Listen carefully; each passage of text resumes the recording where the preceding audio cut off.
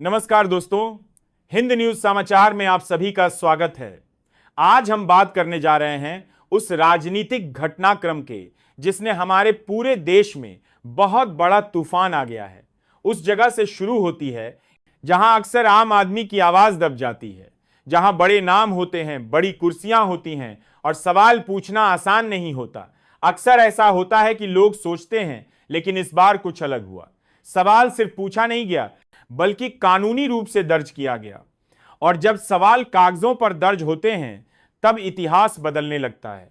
दिल्ली की सड़कों पर जो हुआ उसे देखकर लगता है कि हमारे लोकतंत्र ने अब शर्म करना छोड़ दिया है। लेकिन अब गृह मंत्रालय के बाहर तृणमूल कांग्रेस टीएमसी के सांसदों को पुलिस जिस तरह घसीट कर ले गई, वह दृश्य लोकतंत्र के लिए किसी हार से कम नहीं है। दुकानें खुल रही थीं, न्यूज चैनल रोज की खबरों में लगे थे, रिपोर्टरों को अचानक बाहर निकलने को कहा गया, कैमरे बिना देर किए सड़कों पर उतर आए।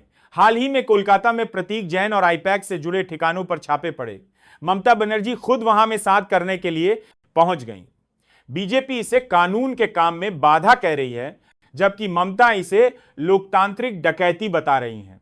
सवाल यह है कि क्या एजेंसियां सिर्फ विपक्षी राज्यों में ही इतनी फुर्तीली होती हैं? आमतौर पर ऐसे बयान खबर बनते हैं लेकिन ज्यादा चर्चा नहीं होती, पर इस बार मामला अलग था। बयान छोटा था लेकिन उसका असर बहुत बड़ा। बस यहीं से देश की राजनीति में हलचल तेज हो गई। सोशल मीडिया पर जैसे बाढ़ आ गई। लोग सवाल पूछने लगे, क्या इस बार बड़े लोगों से सच में पूछताछ होगी? क्या कानून सबके लिए बराबर साबित होगा, या फिर यह भी बाकी मामलों की तरह ठंडा पड़ जाएगा?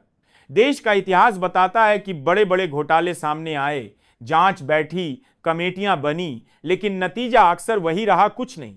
चुनाव से पहले इन मुद्दों पर खूब शोर मचा। गोदी मीडिया ने दिन रात बहसें की, पर आज उन केसों का क्या हुआ? क्या कोई ठोस नतीजा निकला, या वे सिर्फ चुनावी? और अमित शाह के द्वार पर दस्तक। ममता बनर्जी ने इस बार लड़ाई को सीधे गृह मंत्री अमित शाह के दरवाजे तक पहुंचा दिया है।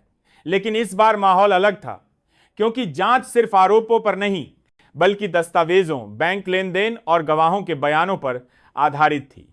सूत्रों के मुताबिक यह जांच कई महीनों से चल रही थी, बिना शोर के, बिना बयानबाजी के, क्योंकि मामला किसी आम व्यक्ति का नहीं बल्कि सत्ता के ऊपरी गलियारों से जुड़ा था। जैसे जैसे जानकारी बाहर आने लगी, राजनीतिक गलियारों में बेचैनी बढ़ने लगी और कुछ नेताओं ने मीडिया से दूरी बना ली।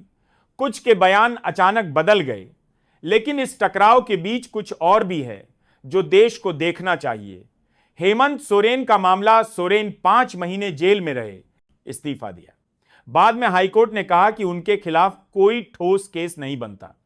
कोर्ट बार बार कह रहा है कि 14 घंटे पूछताछ करने से आप हीरो नहीं बन जाते, लेकिन एजेंसियां शायद रुकने को तैयार नहीं हैं।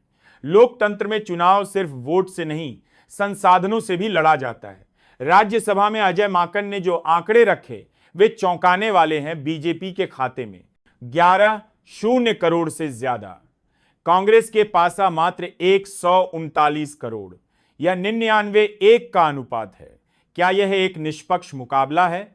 क्या घाटे में चल रही कंपनियां सिर्फ प्रेम में बीजेपी को करोड़ों का चंदा दे रही हैं, या इसके पीछे उन एजेंसियों का डर है जो कभी भी उनके दरवाजे पर दस्तक दे सकती हैं? लेकिन कोलकाता से लेकर दिल्ली तक आज सड़कों पर जो संघर्ष दिख रहा है वह सिर्फ 2 पार्टियों की लड़ाई नहीं है। यह इस बात की लड़ाई है कि क्या भारत में एजेंसियां निष्पक्ष रहेंगी या चय सत्ता के फ्रंटल ऑर्गेनाइजेशन के रूप में काम करेंगी। जस्टिस सुब्रघोष की अदालत में मामला है, फैसला जो भी आए, पर एक बात साफ है, जनता सब देख रही है। एजेंसियां आती जाती रहेंगी, सरकारें बदलती रहेंगी, लेकिन जो दाग इस वक्त संवैधानिक संस्थाओं पर लग रहे हैं उन्हें धोना आसान नहीं होगा। यह सिर्फ एक केस नहीं रहा, बल्कि यह देश की संस्थाओं की साख का सवाल बन गया। विदेशी मीडिया ने भी इस पर नजर रखनी शुरू कर दी। कुछ ने इसे लोकतंत्र की मजबूती कहा तो कुछ ने राजनीतिक अस्थिरता की बात की। लेकिन पूरी दुनिया देख रही थी कि भारत में कानून और सत्ता आमने सामने खड़े हैं। संसद में माहौल गर्म हो गया, नारे लगे। इसी बीच जांच एजेंसी ने अदालत में कुछ और दस्तावेज पेश किए। ये कागज सिर्फ आंकड़े नहीं थे, ये उन फैसलों की कहानी थी जो बंद कमरों में लिए गए। कानूनी जानकारों का कहना था अगर ये सबूत टिक गए तो ये केस आने वाले समय में मिसाल बनेगा। लेकिन जनता के मन में डर भी था। अब कहानी उस मोड़ पर आ चुकी है जहां फैसला सिर्फ कोर्ट का नहीं, जनता के भरोसे का भी होगा। युवा कह रहे हैं हमें भाषण नहीं, नौकरी चाहिए। किसान कह रहे हैं हमें वादे नहीं, गारंटी चाहिए। और आम आदमी चाहता है कानून सबके लिए एक जैसा हो। आज देश एक चौराहे पर खड़ा